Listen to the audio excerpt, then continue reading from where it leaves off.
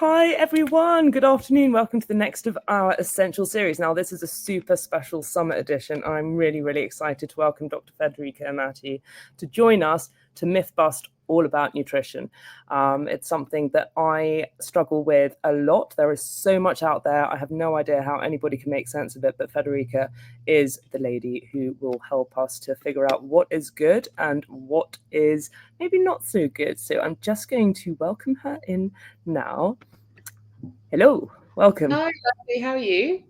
I'm wonderful, apart from the sun cream in the eye. Real first world problem there. But thank you so much for joining. Oh, thank you How for are having me. It's you? such a pleasure to speak to you. I always love chatting to you. Yeah, likewise. You are my go-to girl when it comes to just okay, as you know, I love to trawl Instagram for far too long, and I'm always looking at things and going, wow, what is this? And you're always my go-to girl for saying that's a load of rubbish or that's actually safe to go. So don't know if you want to give a little bit of a background before we really get started on this. Yeah, sure. So for people who don't know me, I am a medical scientist and a registered nutritionist. I'm the head nutritionist at Zoe, which is a science and nutrition company, which you may have seen with the yellow branding.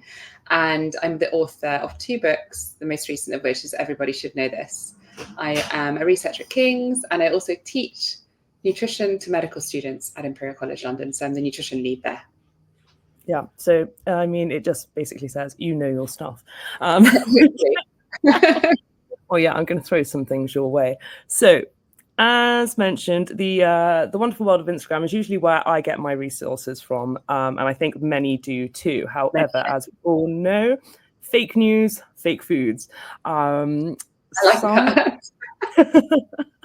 Sorry, far too excited in the sun here. I'm going to throw a few at you that I have just seen, and then you can say myth or whatever the opposite of myth is truth. Eggs. So there seems to be a division on whether eggs are safe to eat or if they are absolutely terrible foods. What is your professional view on eggs? So eggs are incredibly nutrient rich. They're wonderful. They actually contain all of the vitamins we need apart from vitamin C. So they're like nature's multivitamin, if you will. They are good to eat as part of a varied diet. If you don't eat them, not a massive deal. You can get those nutrients elsewhere. But what I will say is there's no need to eat like 8 of them a day, which is what I'm seeing a lot of on my Instagram feed. So eggs are great. I love eggs. I've done research on eggs in children's diets in Nepal, actually. So I do understand their importance, but they are also not. They shouldn't be the majority of your food intake. They don't need to be. There's other foods to enjoy. Yeah, okay. And then next, talking, if we're going down that protein road, salmon. I've seen lots of discussion about them having parasites in them that are going to like eat your eyeballs out or something really dramatic like that, or B, just because of the farming conditions that they are farmed in are not healthy. What's your take on salmon?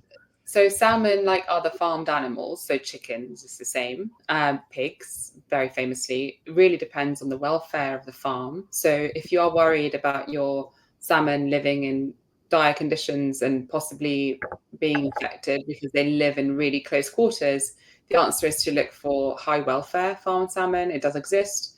Organic farmed salmon also obviously exposes salmon to less antibiotics and other chemicals. So it's not all bad. So it's not to say that we should all cut farmed salmon out, because actually salmon is a very good food to have in your diet. There are other oily fish that are more sustainable and don't require such intensive farming, like anchovies and sardines, mackerel and eel. So you can change it up a bit, but there's no need to fear salmon. But if this has opened your eyes to the problems of intensive farming, it's worth reviewing where you get your animal protein from, and maybe definitely opting for more ethical brands and supermarkets that bring you these animal proteins that have been raised in just more humane conditions.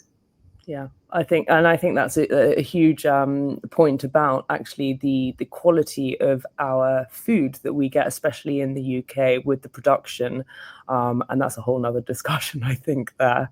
Yeah, but quality is really important, Lottie. So for a lot of times, it comes down to like, if you can improve the quality of the food you're eating, you'll reap the benefits, but so will the food chain. So like, so will the animals, so will the fields and everything else. So, and the farmers often, right? So farmers who have to farm very intensively tend to have poorer quality of their lives because they don't really want to do it. So yeah, that's a whole different conversation there, you're right.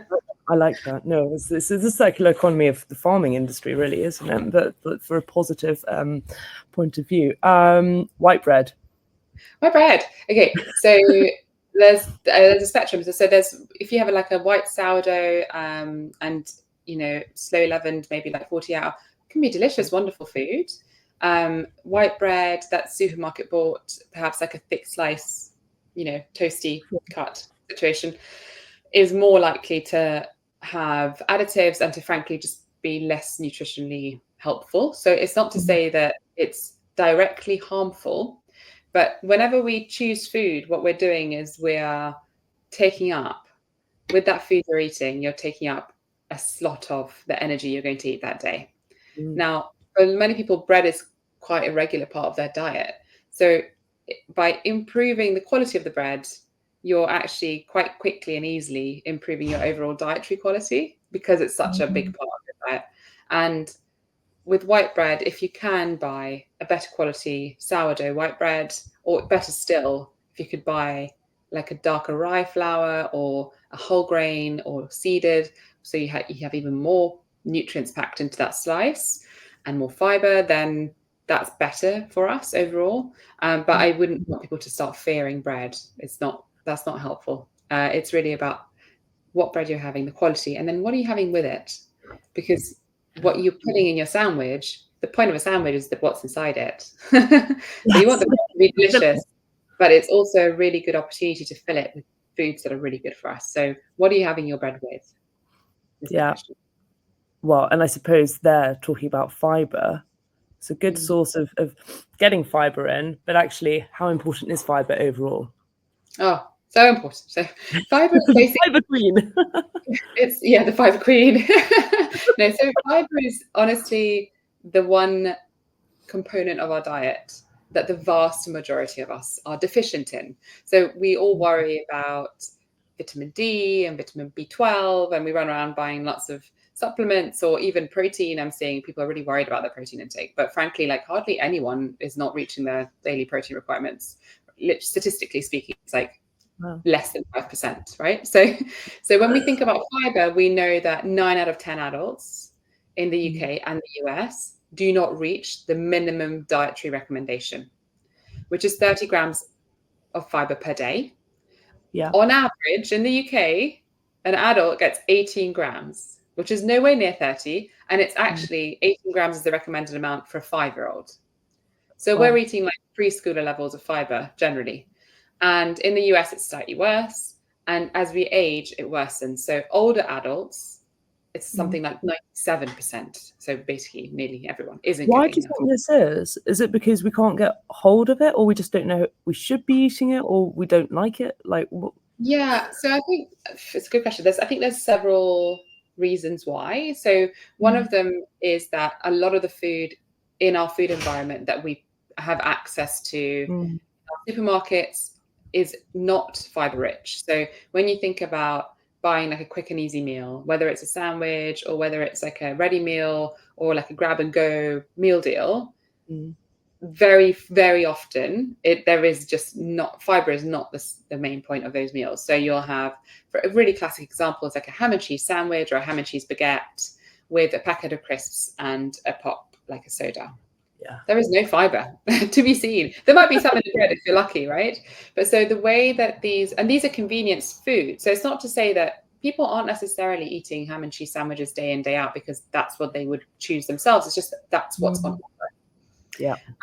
And so we've lost the structure of our meals of having like the plants first. So typically when we look at traditional diets, there's always some sort of like appetizer or antipasto, which is like grilled vegetables, or it's crudité. There's some sort of plant that starts the meal off. And then you normally have, depending on where you are in the world, but you would have possibly like a protein source from an animal, sometimes not. And then you would have something like, so you might have a pasta dish with lots of beans and tomatoes and herbs, or you might have a fish with vegetables. So like typically our meals were centered around quite a lot of plants actually were present. Whole grains and legumes featured daily. And now I struggle to meet people who consume either on a daily basis. And it's because they haven't really been convenienced. Apart from hummus, I've started seeing hummus pots as snacks. Yeah.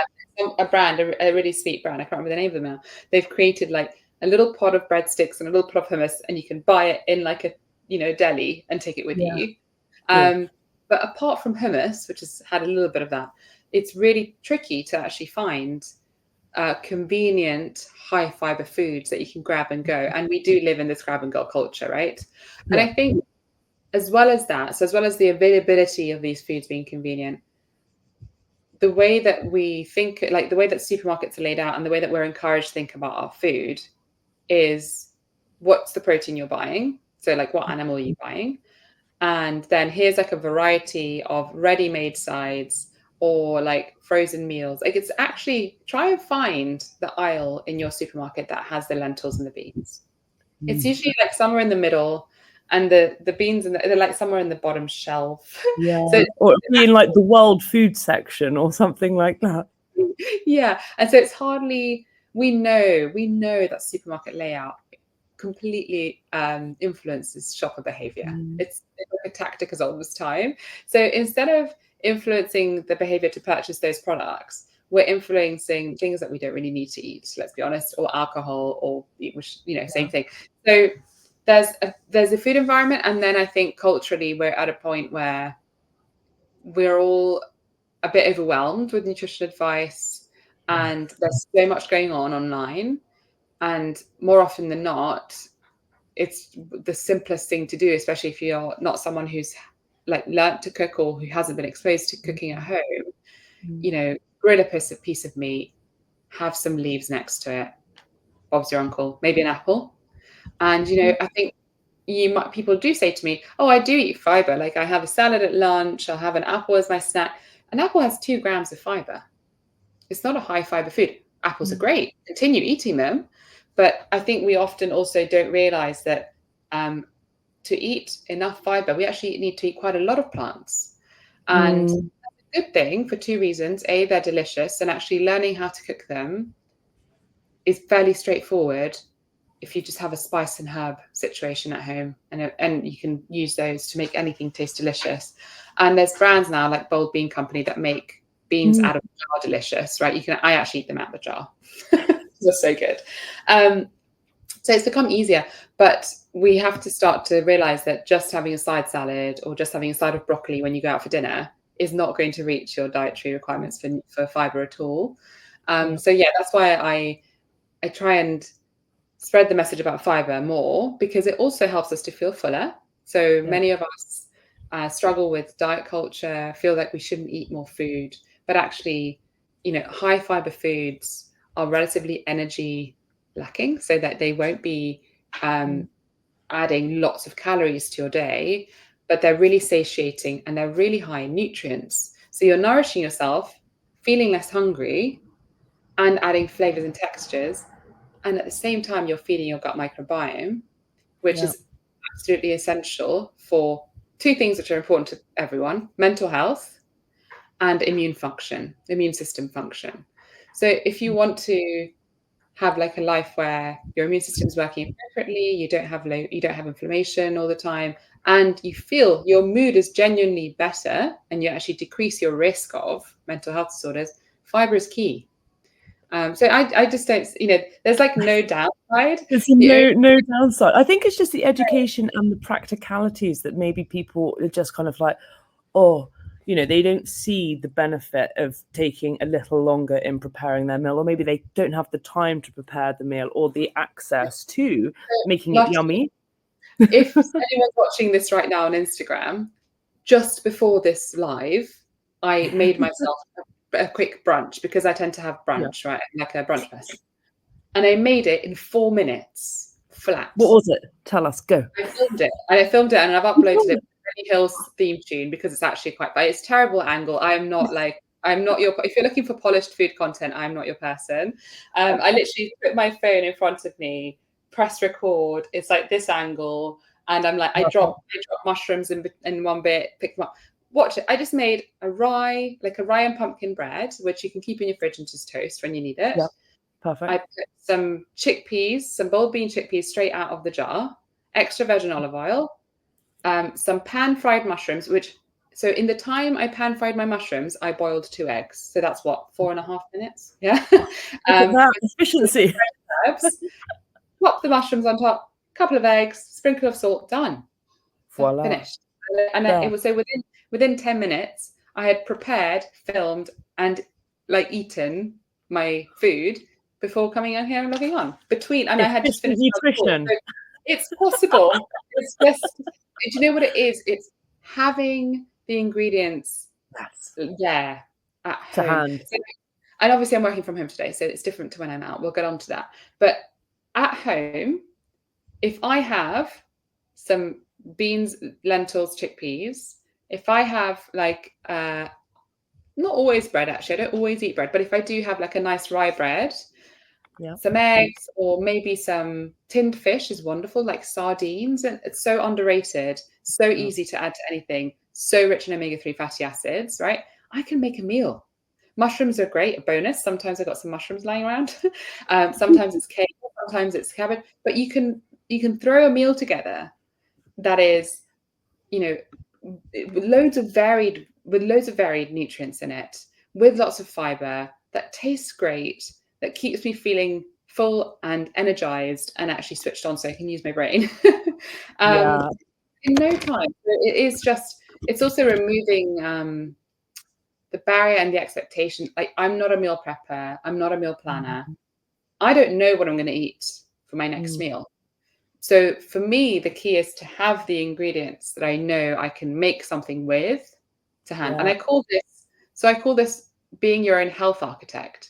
If you put these things in place, right, in your own home, in your environment, your home is the easiest place to start, but you can do this in the office as well.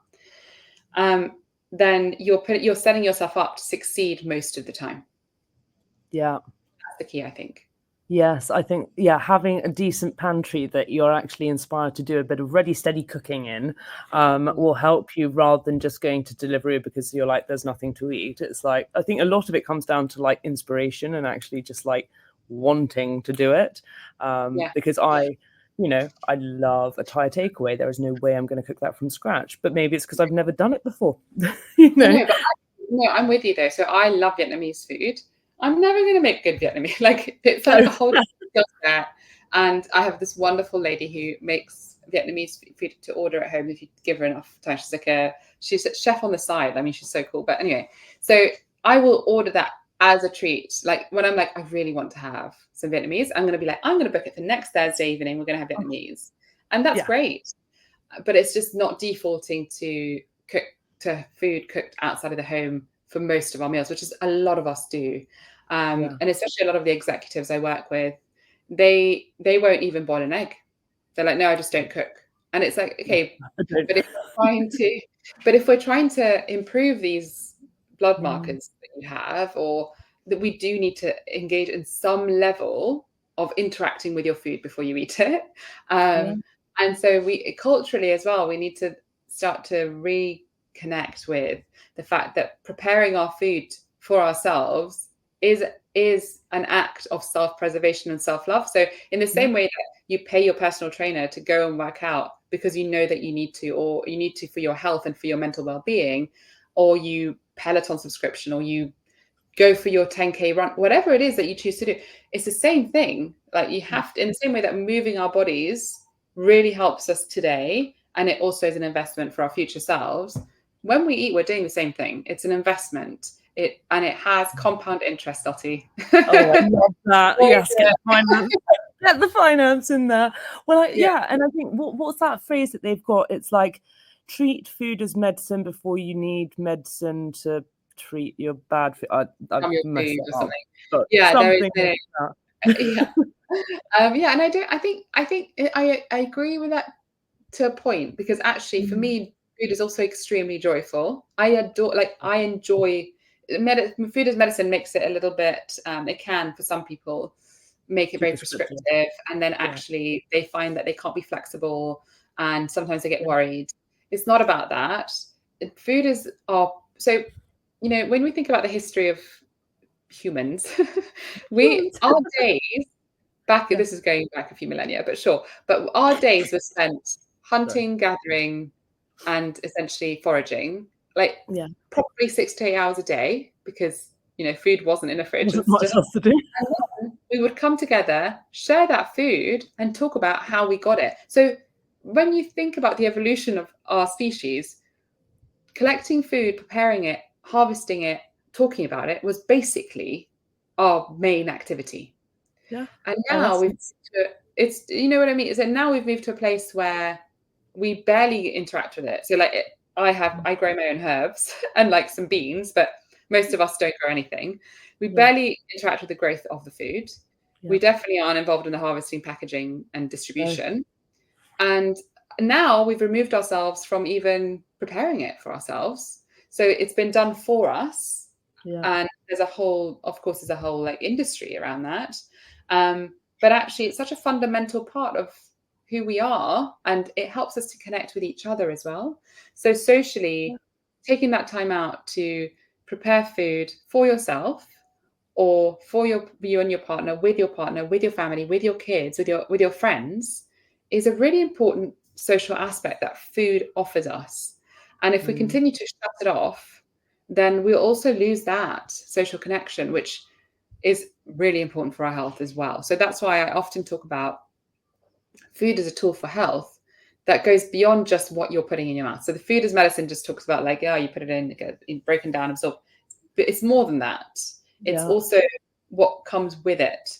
And if that means that it forces you to take a break in your day and actually prepare yourself some food, that's also a good thing. We're spending too much time at our desks, like sitting there staring at screens. So there's just so much benefit to be had from changing our attitude to food, I think, and how we see like this barrier of, I've got to make myself something.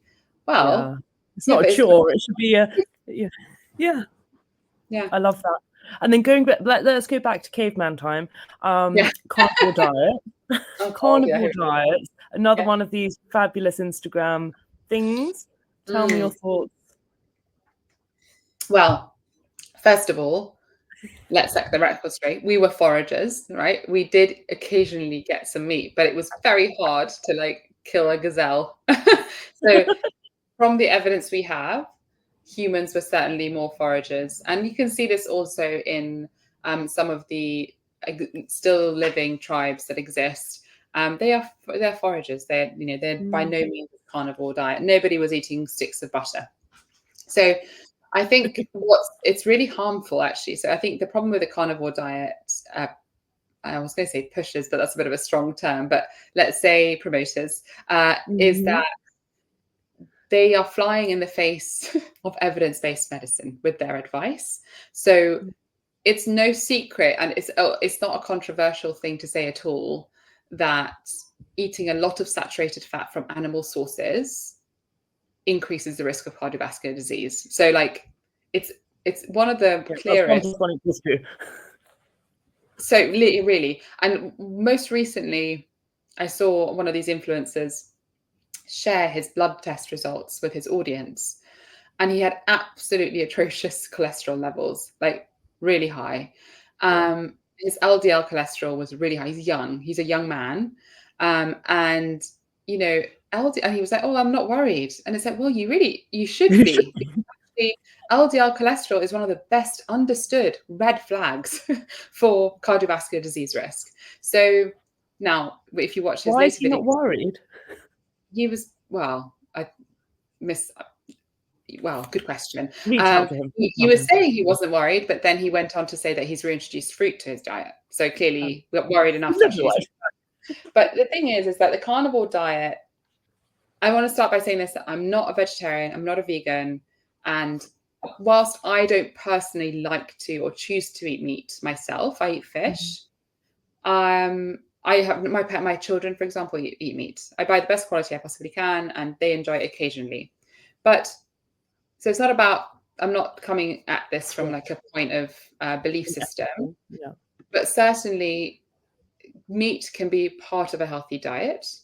The key here is when we look at epidemiological data, population level data, and at individual results, eating a lot of meat and a lot of saturated fat from butter and lard and all these other things people are using in their carnivore diets is associated with poorer health long term. Simple as that. So it's not a maybe risk, or it's literally, we see the populations that have the highest consumption of meat products have worse health outcomes.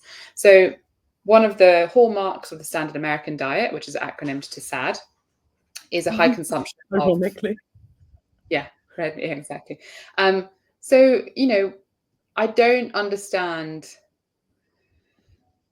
how somebody who's really pushing this online can morally be okay with it unless they don't understand their damage they're possibly doing. So the only sort of way I can see this, religion, isn't it? If someone believes it and they try and force it down, whether or not it's good for you is another thing. But if they believe it and they don't know any better, maybe. So maybe I hope that it's because they don't know any better. Because if they're doing it knowing that they're spreading harm, then that's very problematic.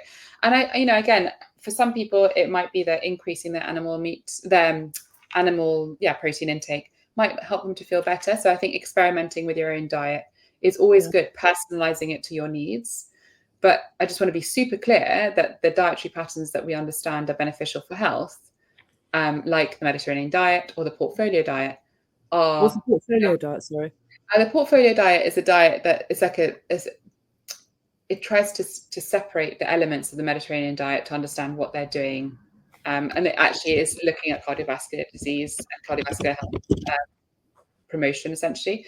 So it's Mediterranean dietary principles, but they've broken it down into things like fibers and polyunsaturated fatty acids. So they're looking at the components that are making up the beneficial impact.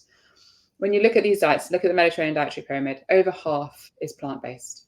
So legumes, we've talked about, grains, nuts and seeds, leafy greens, fruits and vegetables. They're the things that we should be eating most of. And then if you want to have some oily fish, wonderful. If you want to have some eggs, great. If you want to have some chicken or some beef or some, up to you. But that is really, it's really the side dish, right? So that's how we need to pivot our thinking into the majority of our plates should be made up with these really nutritious, beneficial, fiber-rich plants. And then we have the space to have a side of whatever it is that you choose to have. But making up, people who are completely cutting out fruits and vegetables and eating beef. I mean, I've seen videos online of like the beef, raw milk. And that liver thing or something. Raw liver. I mean, I'm one famous influencer, I won't name them because I don't want to give them any more airtime. They make smoothies with minced beef and milk and eggs. Why? Like, food is so great. Why do you have to do that? Self-harm. That's not okay. Your liver is not going to thank you either. Our liver does not like a really, really high animal fat, animal protein situation like that. It's not going to be happy. Either. Okay, so let's talk about plants. Yes. Green powders. So if anybody sort of like me, like, oh yeah, that's great. I can just get all of my, I don't have to eat the bloody vegetable. I can just put it in a capsule in my drink and drink it, and I'm done. Yeah, no. That's quite not how it works. No, and actually, so what annoys me about a lot of these powders is that they could be high in fiber. So you can buy higher fiber powders, and psyllium husks, some of them are very well used, very well understood, very affordable, and can be very helpful for people who struggle to get fiber. Or psyllium husk, depending on how you call it, but that's the same thing. But these green powders often 75 ingredients, like 1000% RDA over vitamin E, and then 1.8 grams of fiber. It's like, why? At least make it high in fiber. Like you've the stuff I need. All the things that you've put in it. But I'll tell you what and why they do this. Two reasons. First of all, a product that's high in fiber changes its texture. So it becomes more viscous, right? Because fiber does that. So often they think people won't drink it or like it as much It'll because be it'll have more gloopy. And the second reason is because to make health claims on these products, if you have a high fiber product, you can't make any health claims on it, even though we know Why? that fiber. Well, good Oh, you're question. coming to that. Sorry. I'll come to that. But even though we know fiber, like a 5 gram increase in fiber intake daily decreases your risk of overall death by 15%. So modeling studies have looked at this every which way. So incrementally increasing your fiber, even if you haven't got to 30 grams a day, has measurable benefits. However, you can't put any of those on a front of pack if you have a high fiber product. So marketing health claims for foods are based on vitamin intake, essentially. So like the way that it's very old fashioned is the way that I would answer it. So the way that health claims can be made depends on some very old guidelines that basically say things like calcium helps with the activity of your gut enzymes. Therefore, a calcium rich product can have good for your gut health on it. A high fiber product with probiotics in it, unless it's got a calcium in it, you can't say it's good for your gut, which is insane, right? It's like it doesn't match up. Who made this and where are they? Did they want to tweak that a bit? Can you help? It's really interesting. So I had to do a bit of a deep dive into this world when we created the Zoe Daily 30. So I actually sort of came up with what was going to be inside this product with Tim Spector. We really went to town with it. We had so much fun, but crucially, we used all of our knowledge and the science team at Zoe's knowledge on like what would actually help people with their health. So it's high in fiber. It contains a variety of plants. We've maintained the food matrix. So it's like whole, like the nuts are just nibbed instead of crushed. So there's more food matrix. Seeds the same. We went to so much, like the production of this product. Our producing partners, Indie Supplements, they really went to town with like getting us every individual ingredient had to be done differently and then combined at the end so that we could reach like the quality we wanted, right? Yeah. And at the end of the day, we had this product, wonderful product. We have run a randomized control trial to see how it helps with health. And we can't make any health claims because we haven't reached the like 1000% RDA of vitamin E because we didn't add any artificial vitamins to it. So my learning and also my sort of offering to you is if you're going to buy a product that's supposed to help your health, make sure that they haven't just put stuff in there so that they can make the health claim, as opposed to actually putting things together that make sense for whatever you're trying to achieve. So and I think this is also the tricky thing is actually when we're reading labels, it's like, well, I have no idea if this is going to work for me. Like there's so much, and they're like, oh, you know, don't have like emulsifier or whatever it is, or this is a rubbishy thing, or this is a rubbish thing. So it's almost like, do you have an app? Can you make an app where you just like scan the ingredients and it's like on a red light system or something? It's called Zoe. Oh, yeah. So we have, So that's, you know, a lot of our members at the end of the day, they use the app to navigate the food environment because they're just a bit, don't know, right? So you can scan a barcode of food products and the Zoe app will say to you. Perfect. Yes. Oh, good. So that's good.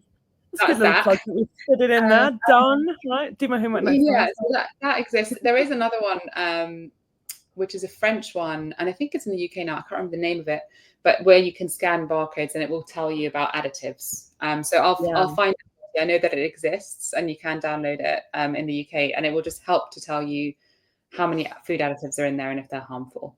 So at the core of it, if you're eating a diet that's mostly made up of whole foods because you've bought them and they're like, as I said, you know, tinned beans, apples, leafy greens in a bag, frozen berries, natural yogurt, if the majority of your diet is made up of those foods and you just combining them into a bowl, then the occasional snack food, the occasional ready meal, the occasional sandwich is less problematic.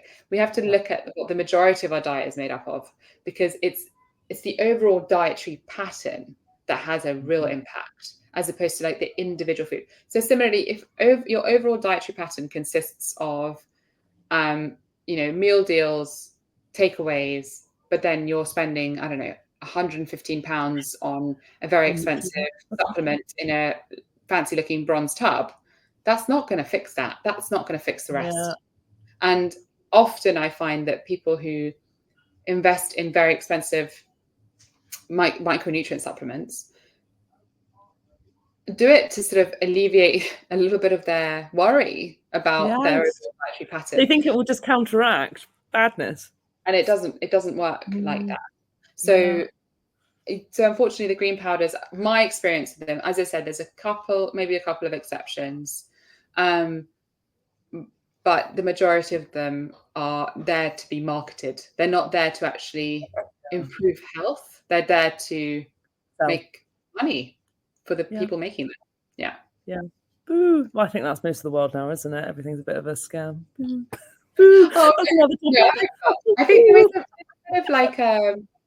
there's a bit of a movement happening now with, I think what's really great to see is that consumer demand for high quality products is increasing, and consumers want to know, like, have you done everything you can to make this a good product? So there's much more awareness. I do think that, and so to some extent, it will change the way in which manufacturers have to do things, because it's just not going to fly. It's not going to fly for much longer to just stick a label on something and hope for the best. I mean, there was a Holland and Barrett report which looked at how many micronutrient supplements actually contain the thing that they said they did. No. In the UK, and it was something like, depending on which outlet, it was something like 40 to 50% didn't have any of. So, like, say you were buying a vitamin E supplement, it didn't have any vitamin E. But how is that allowed? Well, it's not a regulated market. Oh, so that's why you can get anybody. Yeah. That's why I say go to Food First, and then if you're looking to supplement, ask yourself, why am I supplementing? That's the first question. So is it because you're trying to make yourself feel better because you're worried about your dietary pattern, in which case that's not good. Or is it because you've been told, so you've had blood tests and perhaps your vitamin D is low, or perhaps your iron is low, and you actually need to do something about it? Or are you in a group of people that should supplement for reasons like pregnancy or for reasons like celiac disease, where there are requirements that you need to supplement with? And if that's you, go to a trusted source, get your GP to prescribe it for you, get it from the pharmacy, and really find those companies that go the extra mile to show that they've tested their product and it has what it says in the tin. So it's worth doing. I mean, I think like with anything, it's effort in equals reward out. So, the more that you can spend time, like I've very, very excited. I'm going to be reading your book next, because I will go through books but the way that, because I struggle reading books and then actioning them. And I think a lot of people do that. Like, it's like having the information and then taking action is always the tricky thing. But what I will do is take a big piece of paper while I'm reading the book and write everything down, because then I have a summary of actually what is all of the useful information within that book that is relevant to me and that I can actually take away, and get the sticky labels and study the book. Like, imagine you're going back to school, and don't just use it as a very passive tool, use it as an active tool, because obviously the person writing it, i.e. you, is the person whose knowledge and brain we want to get into to actually make ourselves feel better. So I think active reading and studying all of these books is key, because then you can take action. Yeah, and I hope that's how my book is being used. That's why I took this life course approach, because I want people to be able to go in and, yes, read the story of like life, which is quite nice, and like what happens, but also just go in and be like, actually, I'm interested in this bit, and I want to change this bit. This is what I want to do for myself right now. So that diving in, getting what you need and using it is exactly how I intended it to be. And, it's funny you say that, because the next logical book is a practical application of. That's like, so next up, here is a step-by-step, like, and it's interesting because that's what has come out of writing this book, is they're like, this is great, love it. can you tell us how what do I to do it? How do I do it? But it's what most of us do as humans or in our roles. So I always call myself a professional parent, because it's like you can tell somebody, but they want you to hold their hand and they want you to show them how it's done, because it's either like, you know, scrambling your brain to try and actually fit it into like normal everyday life. It's like, whoa, this is my fixed remit and I cannot change this because that's scary and it's unknown, and you know, it's just a no. But actually, if it's like, no, come through the mirror into the night's world and we can do it together. Sorry, that's how I see it. No, it makes sense. I completely agree with you. I think that's exactly right. But yeah, so that's the kind of the hope is that all of this stuff is doable, but just find where can you start, where it makes sense for you to start, and try to avoid the overwhelm. And also like, honestly, if some of these channels are causing you anxiety, just unfollow. There's so many you can curate what you're exposed to some extent, at least on your social media platforms. You can really be quite proactive and flag adverts you don't want to see, and you can change your algorithm, right? So at the moment, I'm very much enjoying my Instagram algorithm because I keep getting fed videos of miniature Dachshunds, like the long-haired blonde ones, like the mini. Are you in the market for one? Huh? Are you in the market for one? I mean, I feel like now I am. We have a Whippet and I adore her, but she can do a little friend, a little fluffy friend. So that's the kind of algorithm you want to like curate for yourself, something that brings you joy and happiness, not something that gives you anxiety. So some of these influencers, and I include myself, if I bring you anxiety, please don't follow me. I'm not an influencer, but you know what I mean. If my message is not resonating, unfollow. And if there's other people online who are telling you that there is a problem with what you're doing, the fear mongering is what really gets me. So those people who grow an audience by shouting loudly about a massive problem or pointing to something that you're like doing, which is poisoning you, it's not helpful, and it's just going to increase anxiety. We want people to reconnect with food, not to fear it. So there's so much fear around food. And then conveniently, a lot of these influencers have the pill or the powder solution to the fear that they have. You know, it's like, and this is why I love your approach to it. And this is why I love knowing you, because you are realistic and you're practical and you're not forcing things down people's throats, metaphorically or physically. It's interesting. I did a podcast yesterday with a fellow nutritionist, and we were saying, like, we're not Big Veg is not paying us. Big Fiber does not exist. So I have no motive to tell people to eat more lentils or to go and buy some beans or to, I might name brands I like, but it doesn't matter which one you buy. My drive is to help people in their health by improving their diet. Human happiness, that's the goal. It's so good. It's so good when you see people feel better and they are spring back in their step, and they just, it's the best feeling to see how people's lives can literally be transformed when they reconnect to the power of food and just enjoy it more and feed themselves properly. It's the most powerful thing I've experienced, honestly.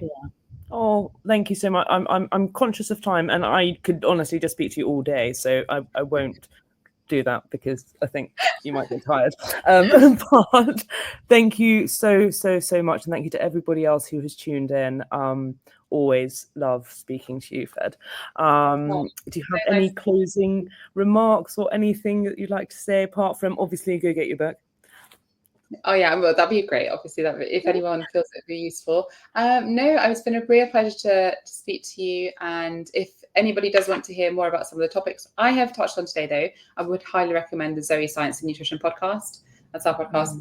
I'm on it sometimes. It's not even about me, to be honest, but it's just the content is really good, and I'm really proud of what we've produced there. So if you're confused and you want to find out about a topic, we have some world-leading experts talking about it there. So amazing. We'll keep flying the green flag there. You're doing fantastically. Fly the Queen is my new, I'm going to take that. Yeah, Fly the Queen, do it. And sorry to everybody for my drippy eye. I need to find some sun cream that doesn't do the burn thing. I think that is a thing for all of us. Thank Love you. to see you back in London when you're back. I will. Thank you. Bye. Thank you. Bye-bye.